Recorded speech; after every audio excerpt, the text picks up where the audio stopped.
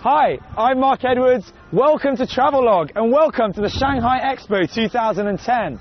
It's our second day here, and yesterday we took on zones A and B, where we managed to look at Asia, Australasia and the Middle East. Today, still going to be action-packed. We're going to head to Europe, we're going to see North, South America and even Africa.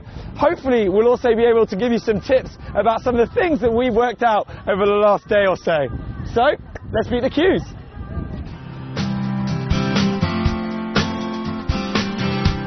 So, good news at the Expo. If you're over 70, disabled or pregnant, you're able to have free use of the wheelchairs, and you can come and rent them at any of the information halls within the Expo area, apart from the Watergate. And if you come with me, we've got more things for the children.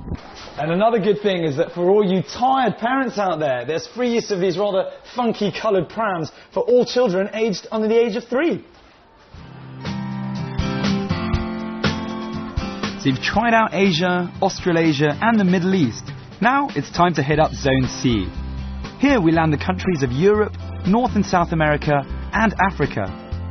This sprawling plot has the most number of countries represented, and it lies in the east of the Expo area. So, a few tips I've picked up at my time at the Expo. First things first, make sure you pick up a free map. That is so important because the area is so vast you don't want to get lost. Secondly, make sure you decide exactly which pavilions you want to see, because there are A, so many, and B, you don't want to be looking around and wasting time. And most importantly, the third thing, come early, because the queues get massive. And you know what? 20 minutes to go, not too bad right now. You don't want to be spending a beautiful day like today for 3 hours queuing.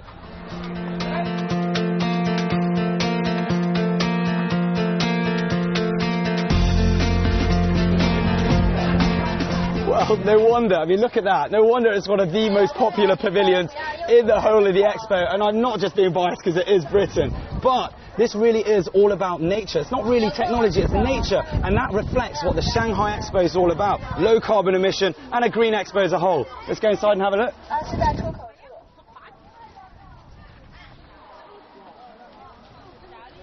Nothing else in the entire Expo looks anything like it. A sort of intergalactic looking hedgehog really, that had everyone talking well before the Expo doors opened. Hence, its ridiculous popularity. So it might have looked impressive on the outside, and it doesn't disappoint when you come inside. There are 60,000 of these acrylic rods, which I'm told light up in the evening. And inside here, you can find little seeds, of which there are 6,000 different seeds. Come and have a look yourself.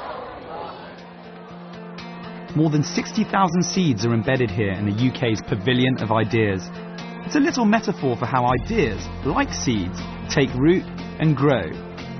Interestingly, the seeds at the tip of each rod come from the Yunnan branch of Kew Gardens Millennium Seed Bank, an international conservation project based in England. Tens of thousands of these 7.5 metre long rods quiver in the wind to create an organic effect. And that's not it.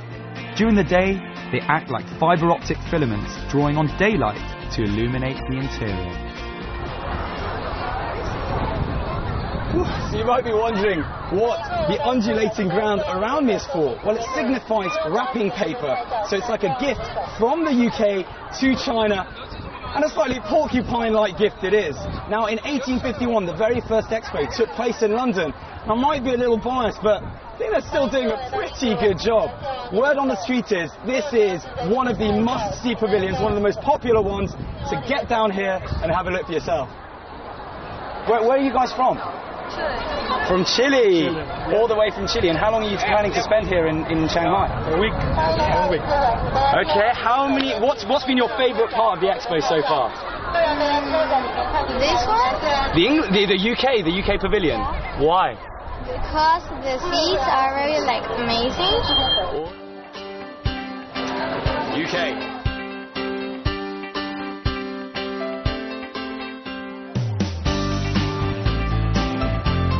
At the Expo, you'll find the France Pavilion to the east of the UK. Only here, you won't have to cross the channel, as it's located just a 2-minute walk over Tanzejing Road.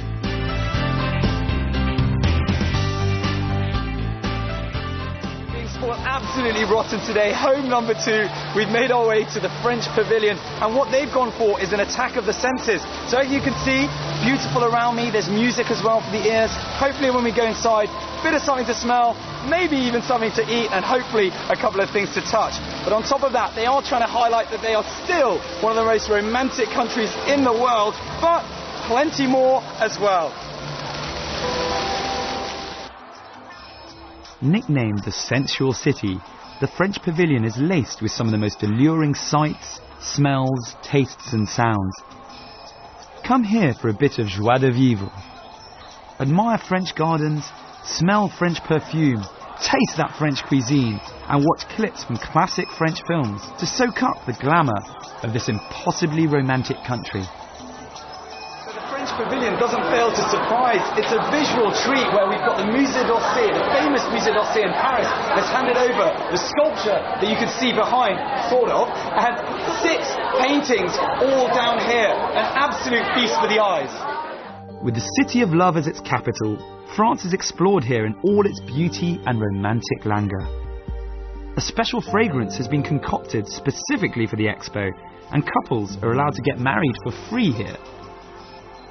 On top of that, beauty giant L'Oréal are even giving away free cosmetics to every couple that decides to tie the knot here. So we've just come out of the French pavilion, and one of the great things about Zone C is that all of the pavilions are very closely linked together. We've got France, we've got the German one behind, the Polish one, and if you come around here, the Swiss one. Come with me. If you do travel with relatives that are old or disabled, you'll find that there's a special queue here, so they don't have to spend a lot of time queuing in the sun.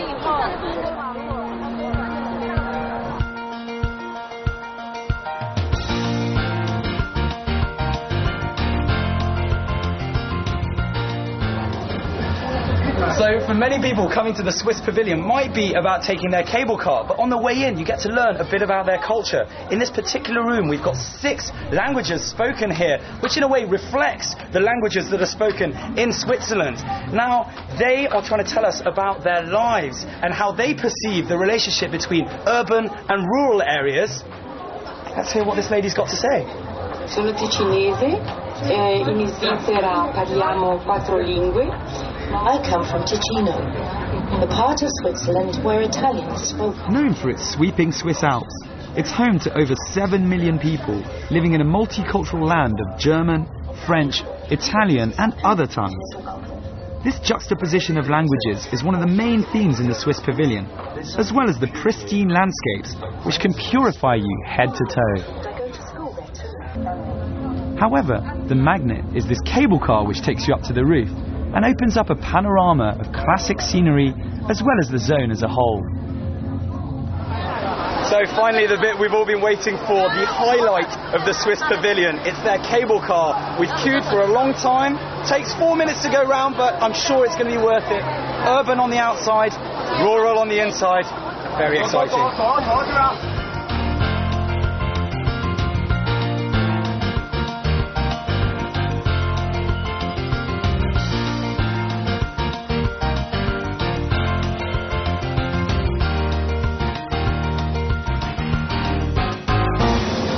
Good ride.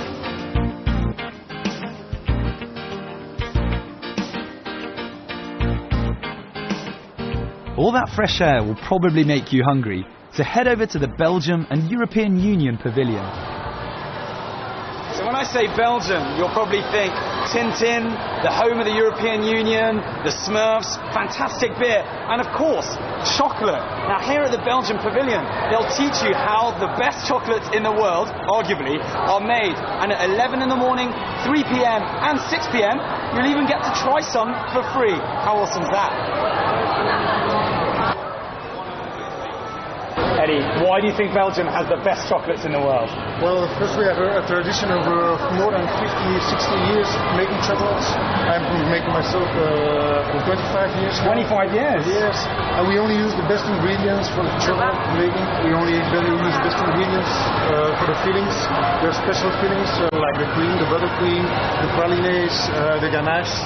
We make the It's the best and that stuff, is the isn't it? best. Yeah, we use only fresh things, and that's why we have the best chocolates too. Does everyone in Belgium like chocolate? Do you Well, still eat chocolates? I No, mean, I I saw every day. I'd be like, eat every day. I eat chocolates, and most of the people in Belgium really love chocolates. It's a very big exception if you don't like chocolate. It's not a real Belgian, I think. can we try some? Yes. So Camille will let you try one. Thank you. Cheers. Oh, good. Come to Belgium, or come to the Belgium Pavilion if you can't make it to Belgium. Great chocolate, great chocolate. See you there.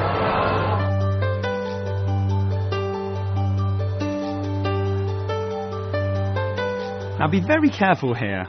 It's a woman's dream, and often that means her man's nightmare. Come for the chocolates and stay to learn how to make them. Arguably the best chocolatier in the world, Belgium also shows its prowess in the glittering world of diamonds. The scary bit for us is that you can actually purchase diamonds in this pavilion. You've been warned.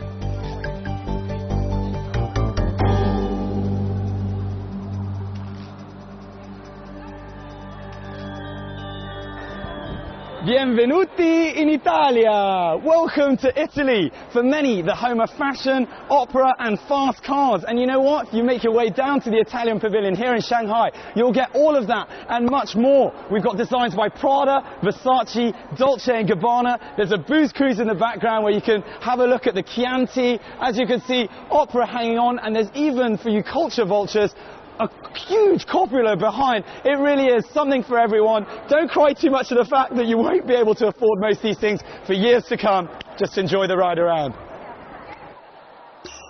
It's all about luxury goods in the Italy Pavilion. So it's out of the frying pan and into the fire of luxury cars, high fashion and culture here, which represents the life of an Italian city. They say the way to a man's heart is via his stomach, and in my case that's certainly true. Now at the expo, each of the pavilions, or certainly the majority of the pavilions, all have their own restaurants or kiosks, and you can try out some of the local specialties, all using homegrown products. There's even time to take in Italy's most famous export, pasta. And a smidgen of booze as well. Bit of everything for everyone. Staying in Europe, make your way over to Spain.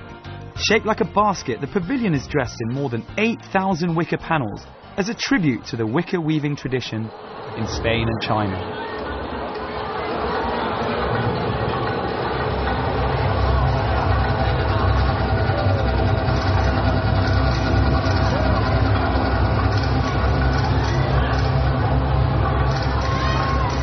So here at the Spanish Pavilion we have 3 main halls, all of which were designed by individual filmmakers. And so we've got a show about to start behind it, 7 minutes long, and we're going to see some dancing. Enjoy!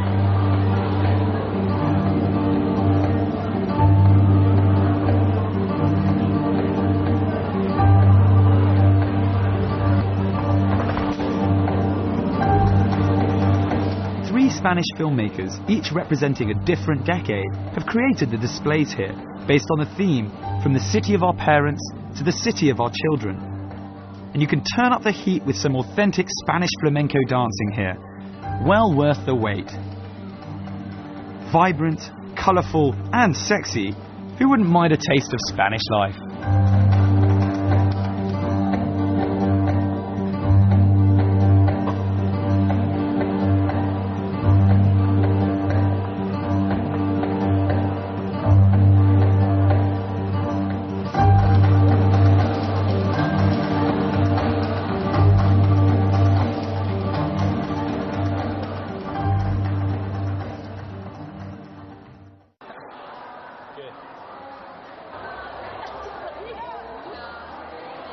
So the Spanish Pavilion is split distinctly into 3 parts, and the first part we saw highlights the Spanish culture, or aspects of the Spanish culture, with the bullfighting, the football and the flamenco dancing. We moved through into the second room with the highlighting of the ancient cities, into today and where the future lies, which is with the children and rather large babies.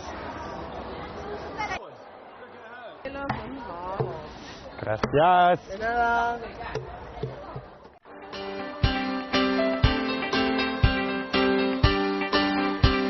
On the most southwestern tip of the expo area, you'll find North and South America. It's a lively place, packed very closely together. My best recommendation for pavilions here, drumroll please, is without a doubt Brazil. So I'm very excited about the next part. We're heading into the Brazil pavilion. I've heard a lot of good things, a lot of energy apparently in there. Let's go and have a look.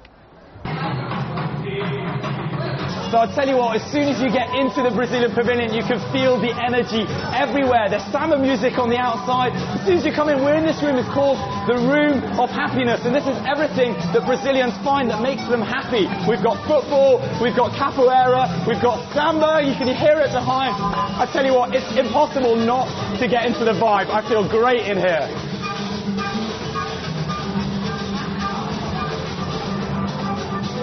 I'm here with the man at the Brazilian pavilion. It's Pedro, who is head of the pavilion, and on top of that, he was part of the Ministry of Tourism. Could we find a more perfect fit? Hi Pedro, how are you doing? I'm great.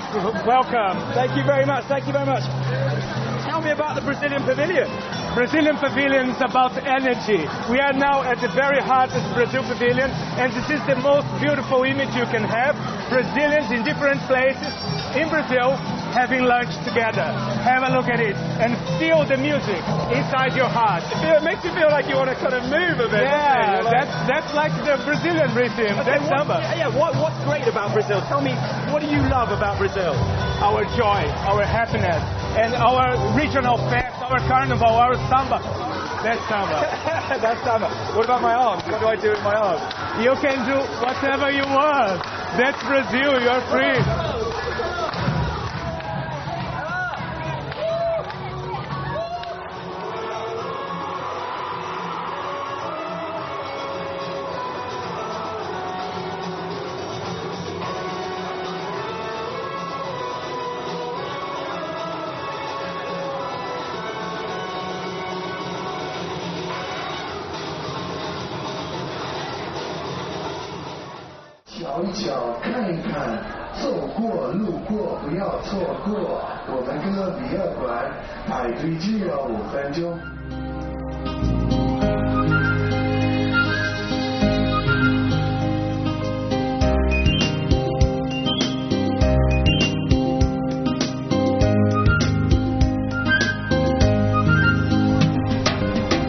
You'll find it to the west of the Italy pavilion, here on the northwestern tip of Zone C.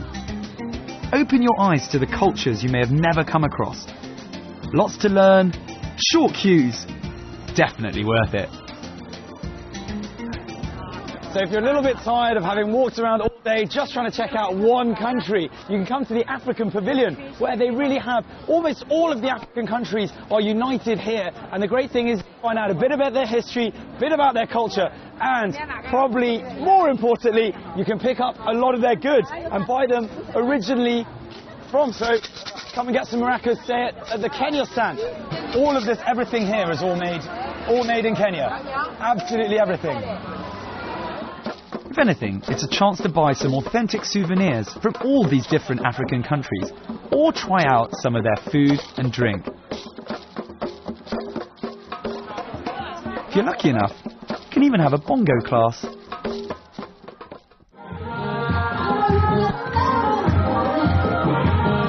The entertainment highlight is the raucous, riotous shows they put on every day.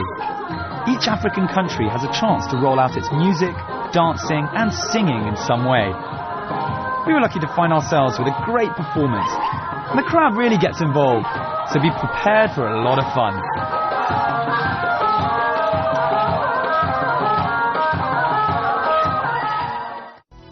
Shanghai, the Pearl of the Orient. Here the past meets the present, and now the future. Join Travelogue in Shanghai and stroll with us along the historic Bund. Feel the pulse of a sophisticated city that never sleeps. And come with us to the Shanghai Expo. For where to go and what to do in this iconic city where East meets West, watch Travelogue's 6-part series from Shanghai.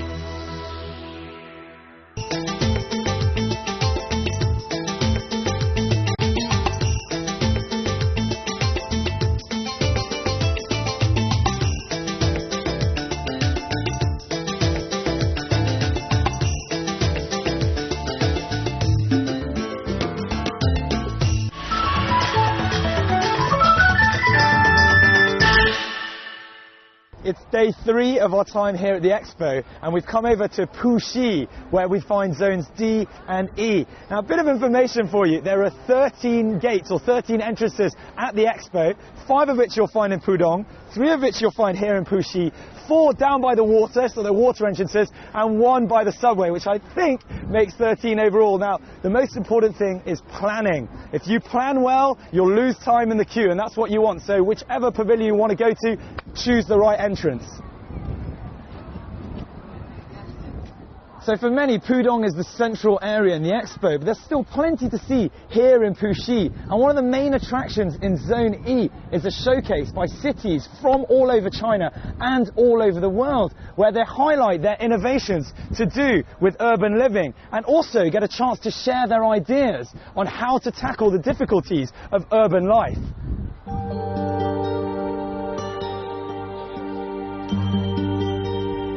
So a lot of the pavilions are concentrating on using green technology and how we can use that to benefit our lives. Now, the other thing that they're doing is concentrating on low carbon emission, which is what the Odense pavilion is doing right now. You can have a ride around the bike, say hello to all the people around here, hi, and we can go out and try the bike trail outside. I'll see you in a bit.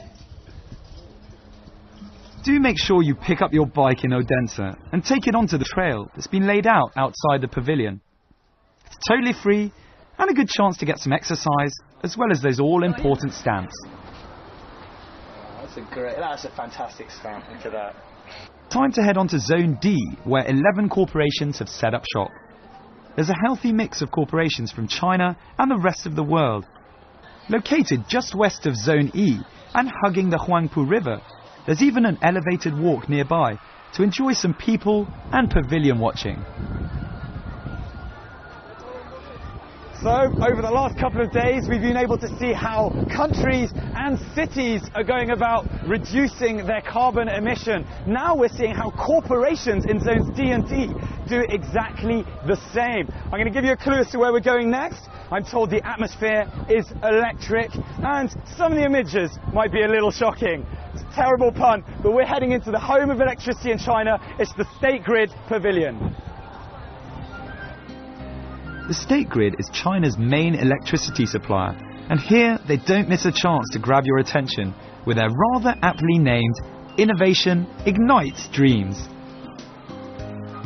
With the Magic Box as its main attraction, it's great for people of all ages. Showing us the many uses of electricity, it's certainly a dazzling way to finish your day. So we made our way into the Magic Box at the National State Grid Pavilion. Very exciting. I don't really know what's going on, but it's going to show us all of the uses of electricity and all the lighting. Enjoy.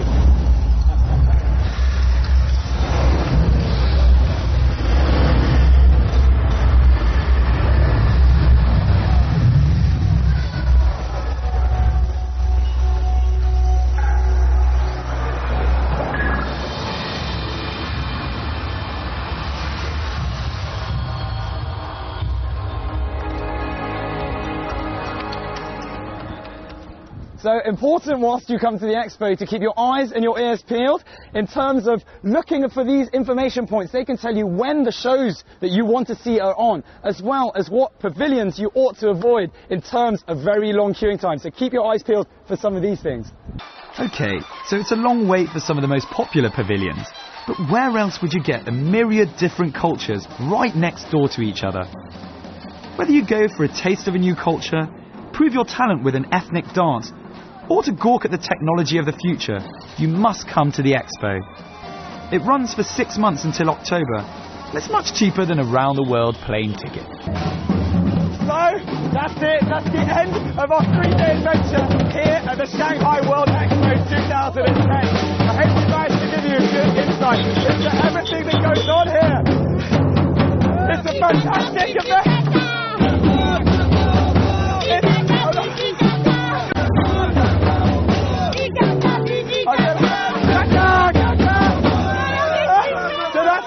That's the end of our 3-day adventure here at the Shanghai World Expo 2010. I hope we managed to give you a good insight into everything that goes on here. It's a fantastic event where you get to meet people from all different cultures and really just enjoy all sorts of different things. But above all, It's just a great party. Hopefully I'll see you down here. I'm Mark Edwards, and I'll catch you very soon on another episode of Travelogue.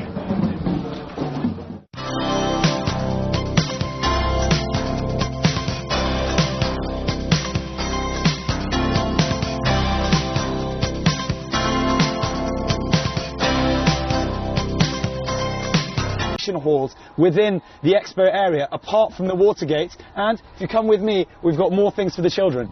And another good thing is that for all you tired parents out there, there's free use of these rather funky coloured prams for all children aged under the age of 3. So you've tried out Asia, Australasia and the Middle East. Now it's time to hit up Zone C. Here we land the countries of Europe, North and South America and Africa. This sprawling plot has the most number of countries represented, and it lies in the east of the expo area. So, a few tips I've picked up at my time at the expo. First things first, make sure you pick up a free map. That is so important because the area is so vast, you don't want to get lost. Secondly, make sure you decide exactly which pavilions you want to see because there are A, so many, and B, you don't want to be looking around and wasting time. And most importantly, the third thing, come early because the queues get massive. And you know what? 20 minutes to go, not through Asia and the Middle East. Today, still going to be action-packed. We're going to head to Europe, we're going to see North, South America and even Africa. Hopefully, we'll also be able to give you some tips about some of the things that we've worked out over the last day or so. So, let's meet the queues.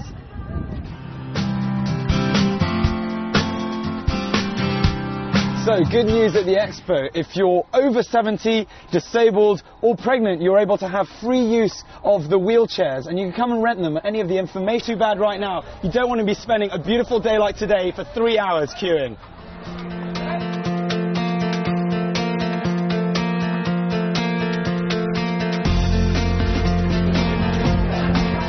Well, no wonder. I mean, look at that. No wonder it's one of the most popular pavilions in the whole of the expo. And I'm not just being biased because it is Britain. But this really is all about nature. It's not really technology, it's nature. And that reflects what the Shanghai Expo is all about. Low carbon.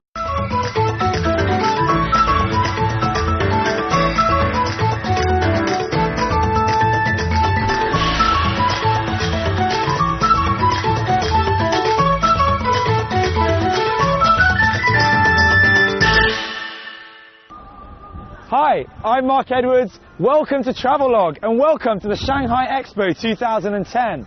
It's our second day here, and yesterday we took on zones A and B, where we managed to look at Asia, Australia,